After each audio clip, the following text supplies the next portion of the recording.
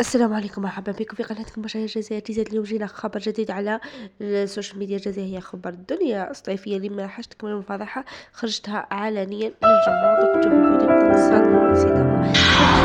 المرة اللي كان معيد معاه وكان تعاون فيه. لا تنسوا الاشتراك في القناة وتفعيل الجرس يصل لكم كل ما هو جديد.